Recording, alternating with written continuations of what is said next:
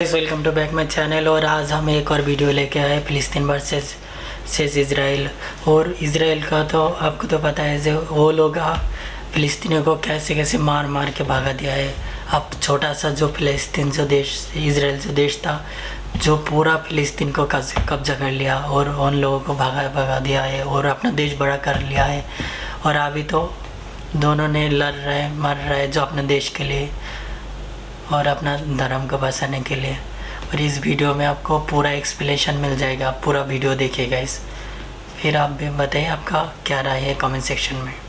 7 अक्टूबर सन 2023 की सुबह में अचानक से उस वक्त पूरा का पूरा इजराइल दहल गया कि जब हमास ग्रुप की तरफ से इजराइल के ऊपर सिर्फ और सिर्फ 20 मिनट के अंदर एक के बाद एक लगातार 5000 से भी ज्यादा रॉकेट्स छोड़े गए। 5000 रॉकेट सिर्फ 20 मिनट के अंदर छोड़ा गया। खतरनाक तरीके से छोड़े गए थे कि आयरन डोम नाम का वो डिफेंस सिस्टम कि जिसकी तारीफें इजराइल पूरी दुनिया में करता फिरता है और जिसकी पूरी दुनिया में मिसालें दी जाती हैं, वो सिस्टम भी पूरी तरीके से फेल हो गया। अगले कुछ मिनट्स के अंदर ही पूरे इजराइल के हालात बदल चुके थे। पूरे इजराइल में अफरा तफरी का माहौल था। तल अवीव जैसे बड़े शहरों में या तो बिल्डिंग्स में आग लगी हुई नजर आ रही थी या फिर आसमान पर धुआं नजर आ रहा था। हर तरफ से चीख और पुकार सुनाई दे रही थी, जबकि इजराइल की फौज, इजराइल की गवर्नमेंट, इवन इजराइल की जो खुफिया एजेंसी है मतलब कि मोसाद, ये सभी लोग न सिर्फ परेशान थे बल्कि कंफ्यूज थे कि आखिर अचानक से ये सब कुछ हुआ क्या है। बहुत देर के बाद जाकर तो इन लोगों को ये महसूस हुआ कि दरअसल ये कोई आम हमला नहीं है जिस तरह के हमले पहले भी गाजा की तरफ से हमास करता आया है,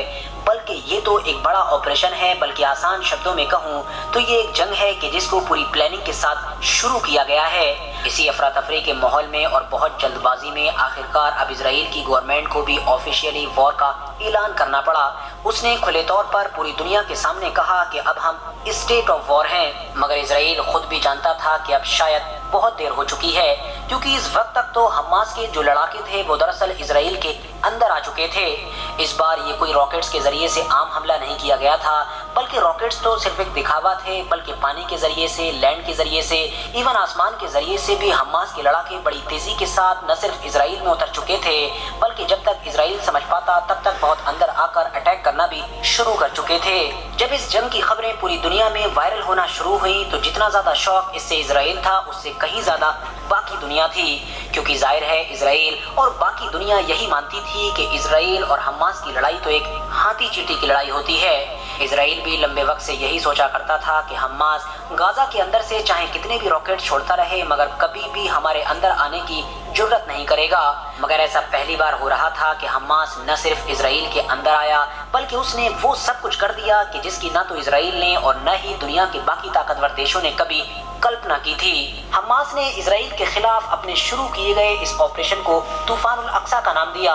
इंग्लिश में कहूँ तो अल अक्सा स्टॉर्म, और अगर हिंदी या उर्दू में कहूँ तो आप ये समझिए मस्जिद अक्सा का तूफान। इतना ही नहीं, जंग शुरू करने के बाद हमास की तरफ से ये ऐलान भी किया गया कि हमने इजराइल के खिलाफ फाइनल ऑपरेशन शुरू किया है। इसीलिए इस पूरे इलाके में हमास के अलावा जितने भी छोटे बड़े दूसरे ग्रुप हैं जो इजराइल के खिलाफ हमेशा से लड़ते आए हैं और फिलिस्तीन की आज़ादी के लिए तैयार रहते हैं, वो हमारा साथ दें। जो जहां पर एक्टिव है वो वहीं से अपनी लड़ाई शुरू कर दे। हमास के इस ऐलान के बाद ऐसी बहुत सारी खबरें आई जिससे पता चला कि एक एक करके बेशुमार गुटों ने हमास के इस ऑपरेशन को ज्वाइन किया। मगर इजराइल को और भी ज़्यादा ज़ोर का झटका उस वक्त लगा कि जब 8 अक्टूबर की सुबह में लेबनान में मौजूद जो हिजबुल्लाह नाम का पूरा संगठन है और जो काफ़ी बड़ा संगठन है, उसने हमास की सपोर्ट में इजराइल के ऊपर कुछ मिसाइलें दागना शुरू कर दी। आपकी नॉलेज के लिए बताता चलूँ कि ये जो हिजबुल्लाह है ये इस पूरे इलाके का इजराइल के खिलाफ सबसे बड़ा संगठन है और ये सबसे ताकतवर भी है। आपकी नॉलेज के लिए बता दूं कि ये वही ग्रुप है कि जो ईरान के अंडर में रहता है, ईरान के सपोर्ट से चलता है, बल्कि ईरान के द्वारा ही खड़ा किया गया है। वैसे तो हिजबुल्लाह की तरफ से इजराइल के खिलाफ इस जंग में जो इन्वॉल्वमेंट है वो बिल्कुल ना होने के बराबर है, मगर हिजबुल्लाह भी अगर हमास की तरह ही इस जंग में बड़ी तेजी के साथ इन्वॉल्व होता है तो यकीनी तौर पर इजराइल की मुश्किलें बहुत बढ़ जाएंगी। फिलहाल इजराइल और हमास की ये जंग अब काफी आगे बढ़ चुकी है और जिस वक्त मैं ये रिकॉर्डिंग कर रहा हूँ अगर उस वक्त तक के भी आंकड़े की बात करूँ तो मरने वाले लोगों का जो आंकड़ा है वो इजराइल की तरफ से 700 का भी नंबर पार कर चुका है, जबकि ये नंबर फिलिस्तीन की साइड से 350 के ऊपर बताया जा रहा है। हजारों की तादाद में लोग घायल भी हो चुके हैं। एक दिलचस्प बात ये भी है कि इस जंग में अब चाहे आगे जो कुछ भी हो, मगर जो इंटरनेशनल पॉलिटिक्स के एक्सपर्ट्स हैं उनके मुताबिक ऑलरेडी इजराइल ये जंग हार चुका है। यानी उनका ये कहना है कि आगे जंग में चाहे इजराइल कुछ भी कर डाले, चाहे पूरे गाजा को ख़त्म कर दे, नक्शे से मिटा दे, हमास को पूरी तरीके से तोड़ दे, मगर उसके बावजूद भी हमेशा इजराइल को ये जंग हारा हुआ माना जाएगा। ऐसा वो लोग क्यों कह रहे हैं, इसके पीछे कई वजह हैं। सबसे पहली वजह तो ये है कि हमास प्लान के मुताबिक इजराइल के बेशुमार लोगों को ऑलरेडी कैदी बना चुका है, और कैदी बनाए गए इन लोगों में इजराइल के सिर्फ आम लोग नहीं हैं, बल्कि इजराइल के बेशुमार फौजी बड़े बड़े ऑफिसर्स तक शामिल हैं। इन सारे कैदियों की मदद से हमास न सिर्फ इजराइल को टेबल पर लेकर आएगा, बल्कि उसको झुकने पर भी मजबूर करेगा, और इन सारे कैदियों को वापस करने के बदले में वो इजराइल की कैद में मौजूद अपने पुराने बेशुमार लड़ाकों को या फिर फिलिस्तीन के आम लोगों को आजाद कराएगा। इवन इन कैदियों की मदद से अब वो इजराइल से अपनी बेशुमार मांगे भी मनवा सकता है। इजराइल के ऑलरेडी इस जंग को हार जाने के पीछे जो दूसरी वजह बताई जा रही है वो है दरअसल इजराइल की जो एक इमेज है, मतलब जो एक पूरी छवि है, उसका बर्बाद होना। हम सभी लोग जैसा कि जानते हैं कि आज के दौर में इजराइल को हद से ज्यादा ताकतवर दिखाया जाता है। खास तौर से इजराइल की जो खुफिया एजेंसी है, मतलब कि मोसाद, उसकी तो पूरी दुनिया में मिसालें दी जाती हैं। मोसाद के मुताबिक तो उनके देश के अंदर उनकी इजाजत के बगैर कोई परिंदा भी पर नहीं मारता है। इवन मोसाद तो हमेशा ये दावा करती आई है कि दुनिया में जहाँ पर भी जो कुछ हो रहा होता है उस पर उनकी नजर होती है। मोसाद की बहादुरी और होशियारी के बारे में न सिर्फ दुनिया भर के अंदर बेशुमार फिल्में और सीरियल्स बनाए गए हैं, बल्कि इसको तो हमेशा मीडिया में इस तरह से दिखाया गया है कि हर किसी से बचा जा सकता है, मगर मोसाद से बचना तो नामुमकिन है। यही वजह है कि आज के दौर में आप देखेंगे कि दुनिया भर के अलग अलग इलाकों में ऐसे बेशुमार लोग हैं कि जो भले ही अपने देश की खुफिया एजेंसी के बारे में ना जानते हों, मगर इजराइल की खुफिया एजेंसी के बारे में ज़रूर जानते हैं और उसकी तारीफों के पुल भी बांधते हैं। मगर अब 7 अक्टूबर के बाद से हर कोई यही सवाल पूछ रहा है कि आखिर ये सब कुछ हो गया, मोसाद कहाँ था? मोसाद से इतनी बड़ी चूक कैसे हो गई? आखिर वो मोसाद की जो पूरी दुनिया पर नजर रखने का दावा करती है, उसकी नजरों के सामने ये सब कुछ कैसे हो गया? एक छोटे से हमास नाम के ग्रुप ने न सिर्फ इतनी बड़ी प्लानिंग की, बल्कि उसको सक्सेसफुली अंजाम भी दे दिया, और मोसाद कुछ ना कर सका, बल्कि उसको तो पल भर की भी खबर न थी। मोसाद के अलावा इजराइल की फौज भी पूरी तरीके से बेबस नजर आई। इजराइल की फौज की ताकत की भी पूरी दुनिया में मिसालें दी जाती हैं, और ये माना जाता है कि इनकी फौज तो एडवांस टेक्नोलॉजी से पूरी तरीके से लैस है। उनके पास जो जो चीज़ें मौजूद हैं वो दुनिया में किसी के पास मौजूद नहीं है।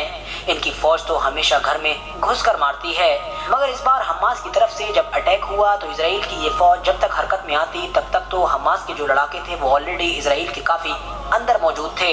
इतना ही नहीं, शुरुआत में तो कुछ इस तरह की वीडियोस भी आई जिसमें देखा जा सकता था कि इजराइल के फौजी बड़ी आसानी के साथ सरेंडर कर रहे हैं। तो कुल मिलाकर आसान शब्दों में आप ये कह सकते हैं कि इस जंग ने इजराइल की जो इमेज थी, इजराइल की जो छवि थी दुनिया भर के लोगों के दिमाग में, उसको पूरी तरीके से उल्टा कर दिया है। अब वो चाहे इसकी खुफिया एजेंसी मोसाद से रिलेटेड हो, या फिर इसकी ताकतवर फौज से रिलेटेड हो, या फिर इसका डिफेंस सिस्टम हो, मतलब आयरन डोम की, जिसकी अभी तक पूरी दुनिया में तारीफें होती आई हैं, क्योंकि वो भी तो इस जंग में पूरी तरीके से फेल ही साबित हुआ है। हमास इस जंग की मदद से अब पूरी दुनिया के सामने ये साबित करने में कामयाब रहा है कि इजराइल बिल्कुल भी वैसा नहीं है कि जिस तरह का उसको पूरी दुनिया की मीडिया में दिखाया जाता है। अब आप में से बहुत सारे लोग ऐसे होंगे कि जो सोच रहे होंगे कि चलिए ये सारी बातें तो ठीक हैं, मगर आखिर हमास की तरफ से इस वक्त अचानक से ये हमला किया क्यों गया है? आखिर इसके पीछे वजह क्या थी? तो इस बारे में भी बहुत सारी चीजें सामने निकल कर आ रही हैं, मगर जो 2 सबसे मेन वजह बताई जा रही हैं उनमें से सबसे पहली वजह है वेस्ट बैंक के इलाके में झड़पों का बढ़ना और स्पेशली मस्जिद अक्सा के ऊपर हमला वगैरह होना। दरअसल दोस्तों, इस वक्त इजराइल में नेतन्याहू की जो गवर्नमेंट चल रही है वो दरअसल एक ऐसे नेता के सपोर्ट से चल रही है जो हद से ज्यादा कट्टरपंथी माना जाता है। इस नेता का नाम है इतमार बेन गवीर। ये दरअसल एक ऐसा नेता रहा है जो हमेशा से ही इस चीज़ की सपोर्ट में रहा है कि वेस्ट बैंक के इलाके में भी जो बचे कुचे फिलिस्तीनी हैं उनको वहाँ से निकाल दिया जाए, क्योंकि उस पूरी ज़मीन पर भी इजराइल का ही हक है। यही वजह है कि जब से ये इंसान गवर्नमेंट में आया है तब से वेस्ट बैंक के इलाके में एक के बाद एक लगातार झड़पें बढ़ती चली गईं। ऐसी बहुत सारी बार बार घटनाएं हुई कि जब वहां पर जबरदस्ती यहूदियों को बसाया गया और फिलिस्तीनियों को उन्हीं के घर से निकाला गया। इतना ही नहीं, कई बार इस तरह की वीडियोस भी आई कि जिसमें देखा गया कि ये इंसान एक मंत्री जैसे बड़े पद पर होने के बावजूद भी अपना पूरा काफिला लेकर मुसलमानों को उकसाने के लिए मस्जिद अक्सा के इलाके में गया اور اس کے لوگوں نے باقاعدہ مسجد اقصی میں گھسنے کی کوششیں بھی کی۔ اسرائیل کا یہ منسٹر فلسطین کے مسلمانوں کو بار بار اکسانے میں کتنا زیادہ آگے بڑھ گیا تھا، اس چیز کا اندازہ اسی بات سے لگایا جا سکتا ہے کہ امریکہ جیسے دیش کو بھی اسرائیل کو اس کے بارے میں وارننگ دینا پڑی تھی۔ اسرائیل کے کٹرپنتھی لوگوں کی طرف سے بار بار مسجد اقصی میں انٹرفیئر کرنے کی کوششوں کی وجہ سے ہی فلسطینی مسلمانوں اور وہاں کے کٹرپنتھی یہودیوں کے بیچ جھگڑے بڑھتے چلے گئے تھے۔ نتیجہ یہ ہوا کہ بعد میں تو اس طرح کے ویڈیوز بھی آئے کہ جب رمضان کے مہینے میں اسرائیل کی فوج ایک بار مسجد اقصی کے ہی اندر داخل ہو گئی تھی۔ مسجد اقصی کے اندر نہ صرف بہت ساری توڑ پھوڑ کی گئی تھی بلکہ جو اندر لوگ موجود تھے ان کے ساتھ مار پیٹ بھی کی گئی تھی اور ان کو قیدی بھی بنایا گیا تھا۔ یہ ساری ویڈیوز دیکھ کر اور اس طرح کا جھگڑا مسجد اقصی کے اندر دیکھ کر پوری دنیا کے ہی مسلمانوں نے اسرائیل کے خلاف پروٹیسٹ کیا تھا۔ یاد رہے دوستو کہ پچھلے کچھ مہینوں کے اندر جب اس طرح کے حالات مسجد اقصی سے ریلیٹڈ بن رہے تھے تب حماس کی طرف سے اسرائیل کو دھمکیاں دی جا رہی تھیں، مگر اسرائیل نے یہ کبھی بھی ایکسپیکٹ نہیں کیا تھا کہ حماس کی طرف سے اتنا بڑا ری ایکشن آئے گا، کیونکہ یاد رہے دوستو کہ حماس نے یہ جو جنگ شروع کی ہے اس کے اعلان میں ہی اس نے کلیئرلی کہا ہے کہ یہ جنگ دراصل مسجد اقصی کو بچانے کے لیے کی گئی ہے، اور یہ اسی وجہ سے شروع کی گئی ہے کیونکہ اسرائیل بار بار مسجد اقصی کے اوپر حملہ کرنے کی کوششیں کر رہا تھا۔ اسی لیے حماس نے اس آپریشن کا نام بھی طوفان الاقصی مطلب کہ الاقصی اسٹارم رکھا ہے۔ دوسری وجہ حماس کے حملے کے پیچھے جو بتائی جا رہی ہے وہ ہے دراصل سعودی عربیہ اور اسرائیل کے بیچ پیس ڈیل ہونا۔ جیسا کہ میں نے بھی آپ کو پچھلی کئی ویڈیوز میں بتایا ہے کہ اسرائیل اور سعودی عربیہ کے بیچ امریکہ کی کوششوں سے ایک ڈیل ہونے والی تھی جس کے تحت سعودی عربیہ اسرائیل کو ریکگنائز کرنے والا تھا اور بدلے میں سعودی عربیہ کو بھی امریکہ کی طرف سے بہت کچھ ملنے والا تھا۔ یہ ڈیل اس وقت بالکل آخری موڑ پر چل رہی تھی، مگر تبھی اچانک سے حماس کی طرف سے اسرائیل کے اوپر حملہ کر دیا گیا اور ایک بڑی جنگ کو شروع کر دیا گیا۔ مانا جا رہا ہے کہ یہ حملہ بالکل ایسے وقت پر جان بوجھ کر کیا گیا ہے کہ جس وقت پر سعودی عربیہ اور اسرائیل کے بیچ ڈیل ہونے والی تھی۔ یہی وجہ ہے بہت سارے لوگ اس حملے کے پیچھے ایران کو بھی بتا رہے ہیں۔ وجہ یہی ہے کیونکہ سعودی عربیہ اور اسرائیل کی ڈیل سے سب سے زیادہ نقصان اور سب سے زیادہ ناخوش ایران ہی تھا۔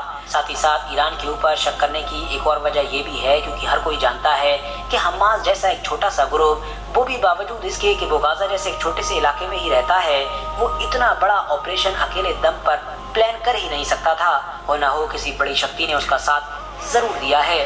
فی الحال دوستو میں امید کرتا ہوں کہ آج کی اس ویڈیو کی مدد سے آپ لوگوں کو اس ٹاپک کے بارے میں بہت کچھ جاننے کو مل چکا ہوگا۔ ویڈیو پسند آنے پر نہ صرف ویڈیو کو لائک کریں بلکہ اپنے فرینڈز کے ساتھ بھی ضرور شیئر کریں، اور اسی طرح کی نالجیبل اور ہسٹوریکل ویڈیوز ہمیشہ دیکھنے کے لیے ہمارے اس چینل کو سبسکرائب کرنے کے ساتھ ساتھ بیل آئیکن کو بھی ضرور پریس کریں۔